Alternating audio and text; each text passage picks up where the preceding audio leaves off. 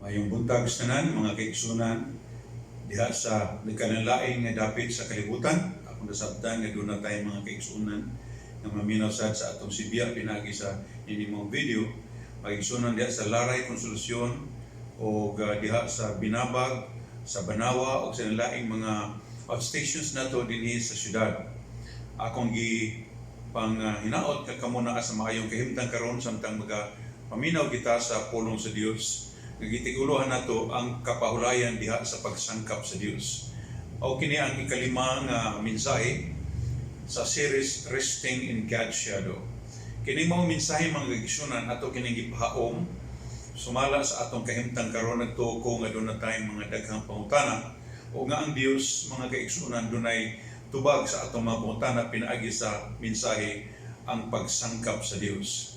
Ang atong teksto mga igsuon makaplagan sa usa sa mga labing kinaham o paborito kaayo nga hinubay sa Biblia nga makaplagan sa Salmo Kapitulo 23 atong basahon ang bersikulo 1 ngadto sa bersikulo 6. Ang atong inuon nga mensahe atong isentro din is bersikulo 1 o bersikulo 5 o bersikulo 6. Apan ato basahon kini mag-igsunan aron atong mabalay ang atong mensahe dinhi sa Salmo Kapitulo 23. Nagingon sa Cebuano version, si Jehova mao ang akong magbalantay.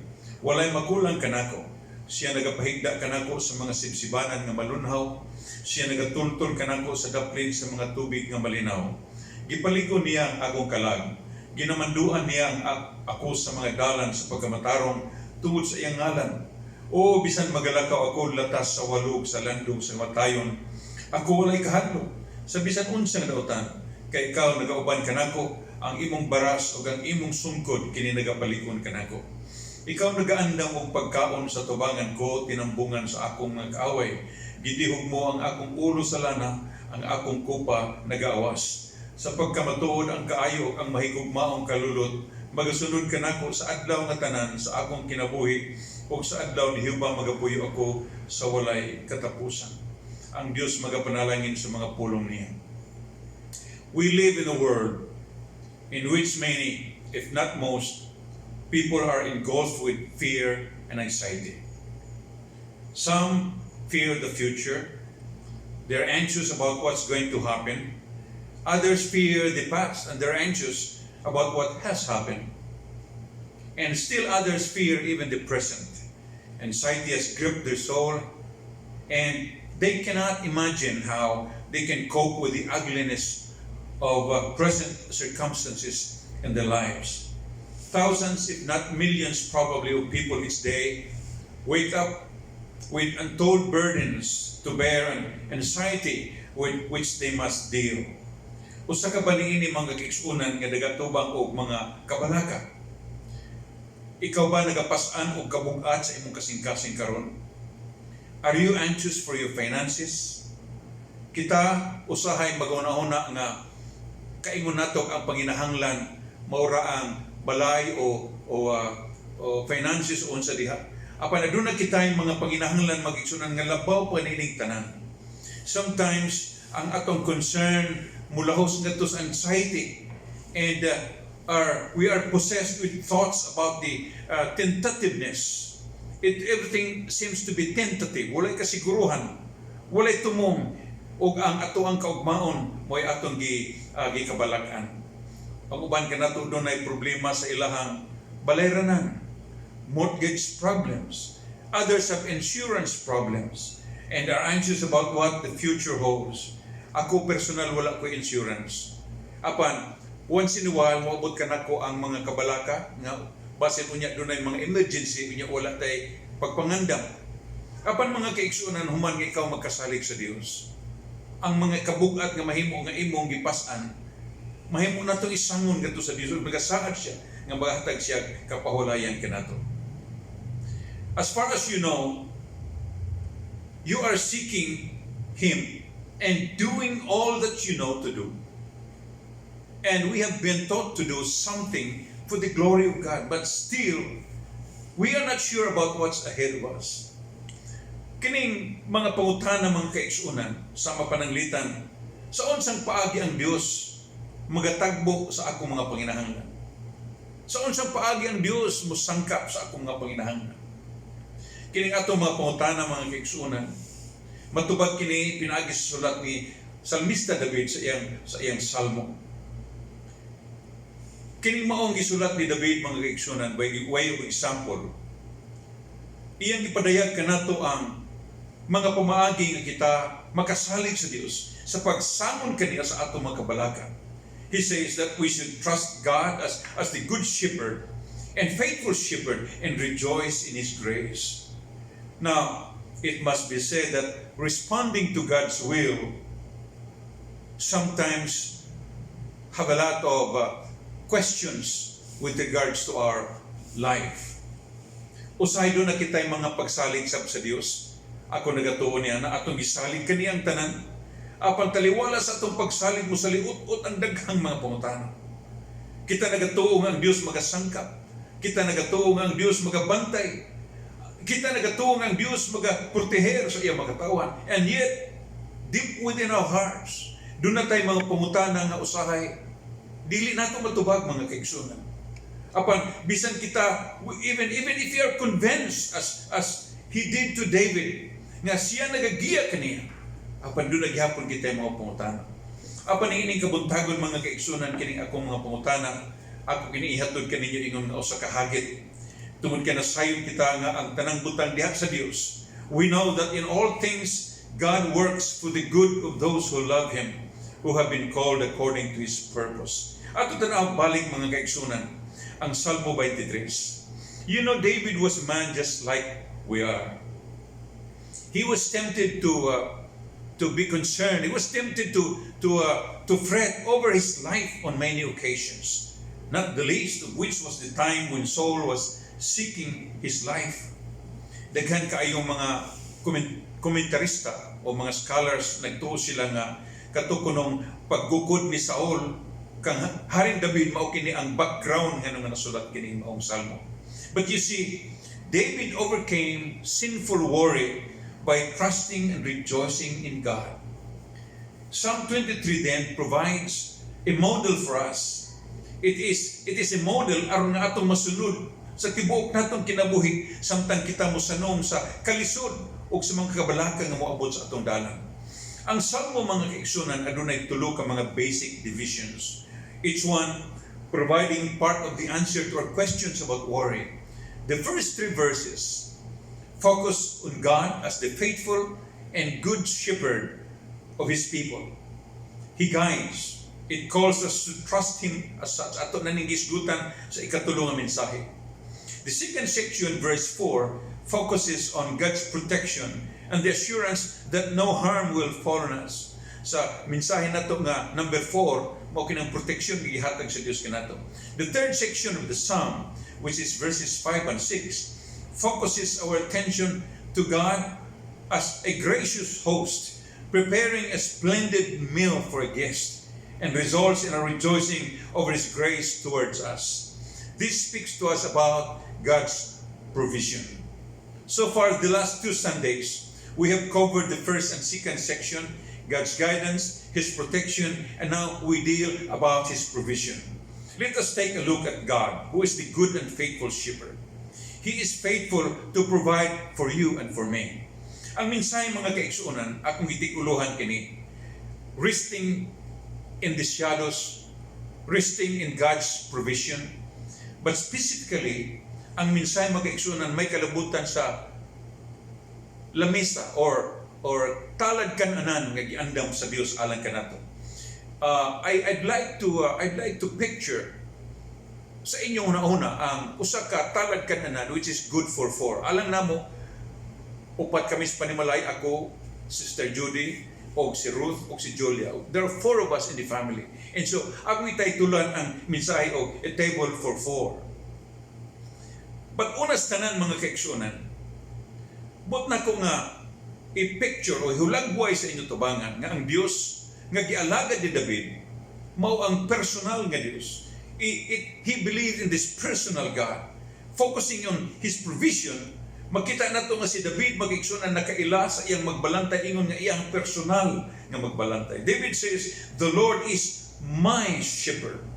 It's as if David were saying that he knew that the God of the universe was personal to him and in control as a good shepherd of his whole life. Nasayod ka ba mga kaigsunan nga ang Dios, personal nga Dios?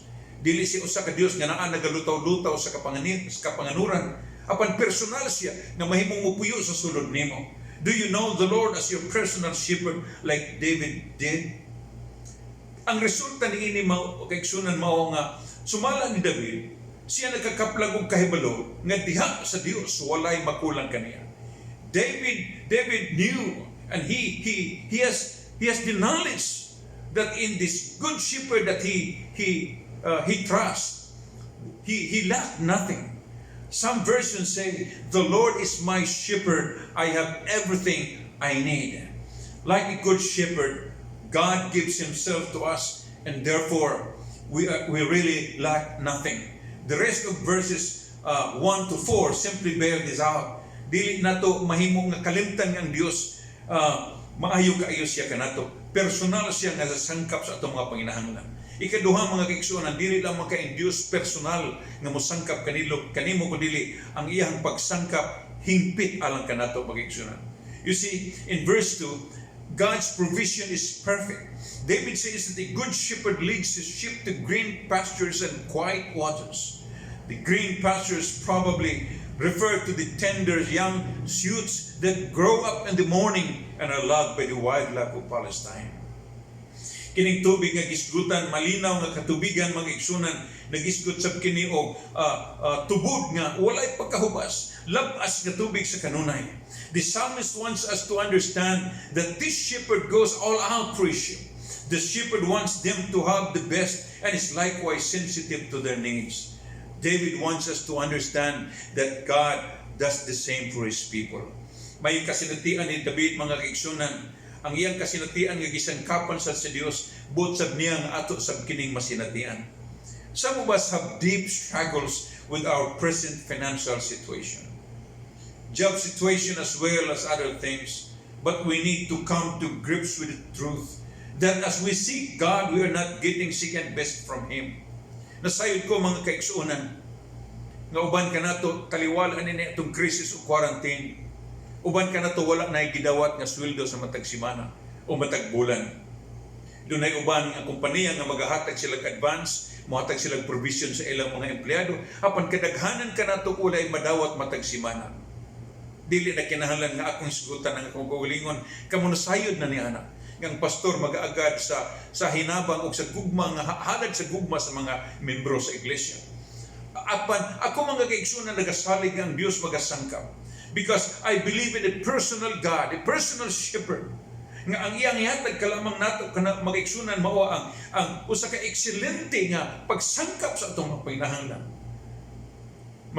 Magkasalig kita sa Diyos niini.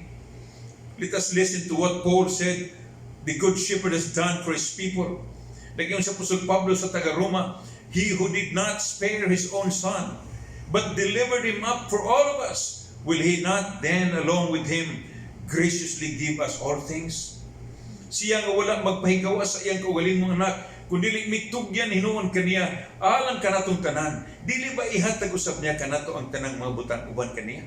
So here we have a shepherd who is personal. He wants us to be personal with Him. And then, we know that His provision is perfect.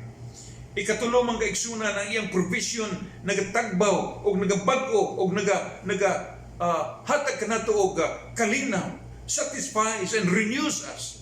The first part of the verse that we have read, He restores my soul. Kining butanga mag-igsunan, nagpicture ka nato nga sa diha nga kita masangkapan na sa Dios.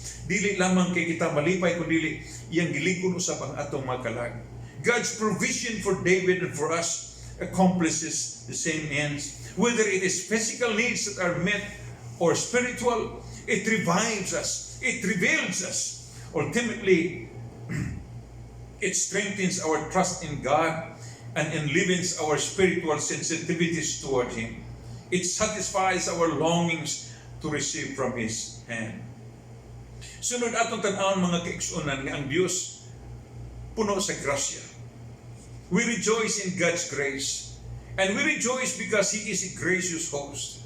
Let's look at this specific imagery that David used to relate this truth. First, David says, when God invites you into His home, He prepares a table for you. I like this verse. Sometimes it gives us a picture that is so scary, because although God has prepared a table for us, it says that He is preparing a table in the midst of our enemies. Usahay kining enemies magigsunan, maghatag ka na tuog, hulagway nga daw, kinahanglan, nga daw makalisang magigsunan. But that is not the point here. Nag-ingon si David, God prepares a table before me. Nag-ingon siya. And David used that word table, and it refers here specifically to a table that is spread with food. This is not a table that is used as a desk, or a desk that is used for storage. But David is talking about a meal. This is a banquet table, a place where you share fellowship with the host and his other guests. You will notice that the Lord prepares this table for you. That word prepare means to arrange, or to sit out, or put in order. When you have company over for a special meal, what do?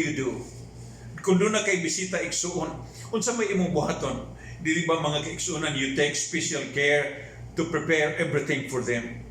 You dress up the table with a nice tablecloth. You get out the best tableware. Doon ay komedya mga kaigsuonan nga usahay kining atong pinggan nga mahalon, kining atong kutsara nga mahalon. Mugawas lang kung doon na tayo bisita, which is true sa kultura sa Pilipino. Apan mao kini tinuod mga kaigsuonan, whenever we have guests in the house, you prepare the best food. You put up table decorations. You create a special environment to ensure that your guests feel welcome and honored. Mao kini ang picture mga kaigsuonan. Secondly, when God invites you into His home, He honors you before your enemies. David writes, you prepare a table before me in the presence of my enemies. An enemy is one who shows hostility to you or causes distress to you. You prepare a table before me in the presence of my enemies. Usa ni ka picture mag-igsunan nga daw, kung dili nimo makita dayon ang punto, daw lisod kaayo na to sabton nga makakaunta og tarong. Na doon ako'y once in a while, mutan-aw ko og mga documentary diha sa National Geographic or Discovery Channel, whatever. Usay na sila mga video nga akong tan-awon. Mga documentaries ni may tungod sa mga leon, mga hayop, hyenas, or mga wild dogs nga devouring their victim. Kanang ilang gugdon ang ilang tukbon o kunya ilang kanon. And sometimes usahay nga sa diha ng madakpan na nila ang ilang gitukob, ilang kining sugdan og kaon, no? Ilang i-devour, ilang kunis-kunison ang maong natukob nila. Apan usay sandang andam na silang mukaon, doon ay lahing interesado nga mukaon sa ilang natukob. And so they are hindered by some wild animal, competitors inunta, who also wanted to devour the victim. Busa ang may tabong mag-iiksunan, nga igo lamang siyang kapaas o sa kaportion sa lawas, di rin niya madayon og kaon, tungod kay doon mo hasol mo samo kani nga mo ilog sa pagkaon. So may tabong mag-iiksunan nga magbugno usa sila, mag-away usa sila, kinawrasay usa sila aron nga sila magkakaon og tarong. But you see, this is not the picture that David is trying to show to us. This is not the picture. Table means that it is prepared. It is not done in a hurry. It means the intention of the host is to satisfy the guest. It means that he has prepared a table for us. In fact, some chairs on it. Ganahan kaayo kung what to restaurant mag-igsunan niya. Ang akong feeling is, I'm a very special person. Labi na kung mauna ka. Kamatikod ba mo niya na ang usay mo sulod kag restaurant niya, puno ang lamisa. Unya, pahulaton sa ka. Niya, taod-taod tawgon ka, mangutanan na siya nga, pila man mo maingon din ka, a table for 4. Di ba ingon na mag-igsunan? Ganahan kay ko sa picture tungod kay, pahulaton ka, ilaw sa andam mo ng lamisa. Dili sad ko ganahan mag-igsunan usay, may mga panahon sa datay, magdalita, so dili ta makahulat, musulod ta sa restaurant, unya, samtang gitrapuhan ang lamisa, niya gihipos pa ang mga pinggan, na ata mag-atang. Murag lainan sad ko sa kugalingon, murag dili sad kaayo tingali proper. And so I like the idea nga pahulaton kas gawas. Unya kung mahuman na gani ang limis sa ilan na nagtrapon usab, butangan nila og bag-ong tablecloth, butangan nila og bag-ong mga pinggan o bag-ong mga kutsara. Nya i-ready nila ng tanan human nga ma-ready na mag-igsunan, mingon sila dayon nga kamin. The table for 4 is ready. You know, when you have that, ang imong mahuna-huna mag-igsunan mao nga dili ay kinahanglan nga mahadlok ta. You know, in the midst of the crisis, in the midst of scarcity, in the midst of confusion, there is no reason for us to be nervous. There is no reason for us to be afraid because there is always a table for 4. When I say 4, that is me, my wife, Ruthie, and Julian. Mahimo nga mo yung table for 6 or table for 8. Depende kung pila mo kapag gidaganon sa balay mag-igsunan. Here in God's eternal table, you may relax, for you are safe and secure. God has not only delivered you from all your enemies, He honors you before them. And you may partake of this rich banquet in perfect peace, knowing your enemies will never harm you ever again. You know, the moment you sit down and eat with God, with His provision, you don't need to be nervous. Dili na kinahanglan nga basin dunay mo ilog sa imong lamisa. Dili na kinahanglan nga basin dunay mo hasol mo samok kanimo samtang nagakaon ikaw mag-igsunan usahay mo nang atong nauna. You know, in the midst of this crisis, mabuti ka natong punauna ang basin kutob na lamang ugma ang atong kalanon, kutob na lamang sa Domingo ang atong bugas, kutob na lamang sa Lunes ang atong sudan. Daghan kayo ito kunahuna. Mga kaigsunan, the challenge for us today is this. When we rest in the shadow of God, you can be assured that He will guide you and protect you. And finally, He will provide for your needs. God will set a table before us, even in the presence of our enemies, in the midst of the crisis, in the midst of the scarcity, in the midst of confusion. We don't need to be nervous. We don't need to be afraid because there is always a table for 4. Salamat sa Dios mga kaigsunan nga pagkanon kita niya. Special nga lamisa alang ka nato mga kaigsunan. You know, last week nagunaon na may mga igsuon nga ang supply. Salamat, by the way, salamat sa mga igsuonan nga nagtabang og sangkap sa panginahanglan sa ilang pastor.